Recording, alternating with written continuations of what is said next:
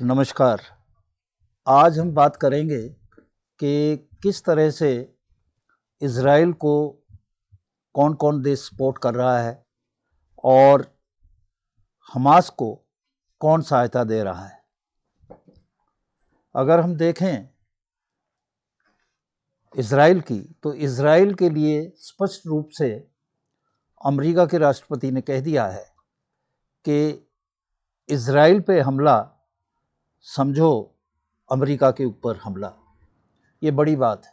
और जब अमेरिका ये समझता है कि ये हमला मेरे ऊपर हो रहा है, तो वो किसी भी तरह की कोई कसर नहीं छोड़ेगा इस लड़ाई में।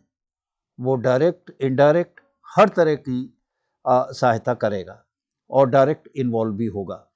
दूसरी तरफ हम देखें तो हिजबुल्लाह ने तो लड़ाई शुरू कर दी है और ईरान उसको सपोर्ट कर रहा है। ईरान सपोर्ट कर रहा है, हिजबुल्लाह डायरेक्ट रॉकेट दाग रहा है और हिजबुल्लाह के ऊपर इज़राइल लड़ रहा है। पर इसी दौरान कुछ खबरें ऐसी भी आई हैं कि ईरान ने भी मिसाइलें चलाई जिसको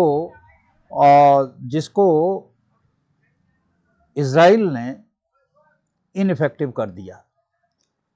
तो और इसके अलावा अगर हम देखें तो इज़राइल की साइड में दूसरे वेस्टर्न कंट्रीज खड़े हैं और हमास को सपोर्ट करने के लिए चाइना भी आगे आ गया है। चाइना ने अपने 6 युद्धपोत डिप्लॉय कर दिए। अमेरिका ने किया तो चाइना ने भी किया। चाइना अमेरिका की हर बात का जवाब देना चाहते हैं।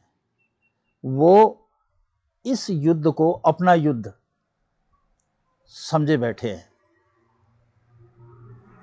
रशिया भी सपोर्ट कर रहा है हमास को और रशिया सपोर्ट कर रहा है, जबकि रशिया की पिछले 1.5 साल से यूक्रेन में जो युद्ध हो रहा है उससे जान छूटी नहीं है।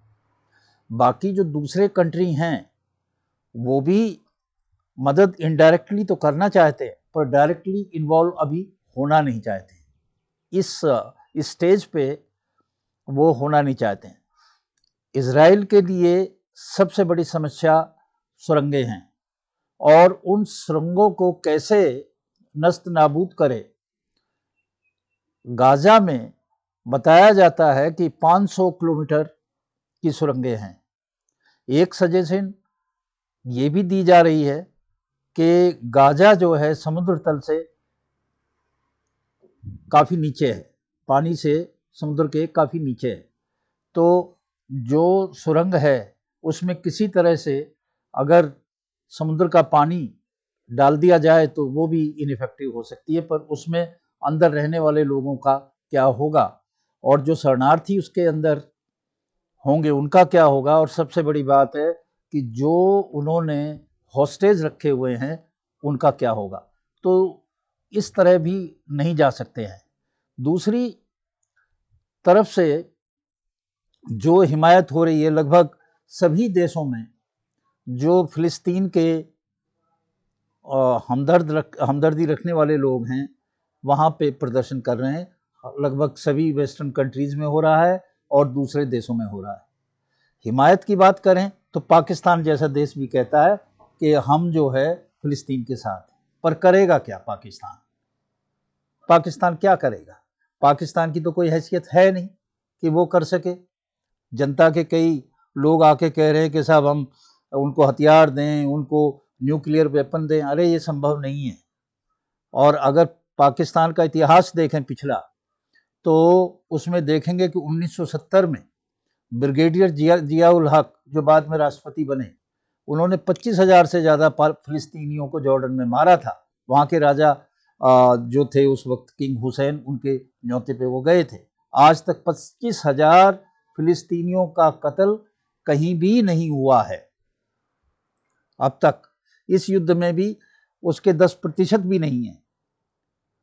तो हम देखें कि पूरा विश्व 2 धड़ों में बंटता हुआ नजर आ रहा है। भारत की भूमिका भी तटस्थ है, वैसे इजराइल के साथ है और सहायता सामग्री भेज रहा है फिलिस्तीन को। अभी भी 6.5 टन मेडिकल और 32 टन दूसरी सामग्री लेके C-17 जहाज मिस्र पहुंच गया है और मिस्र से वो गाजा पहुंचेगा। तो इस तरह से सब देश अपनी अपनी स्ट्रेटेजिक उस पर लगे हुए हैं। देखिए आगे होता क्या है। आज के लिए बस इतना ही। नमस्कार।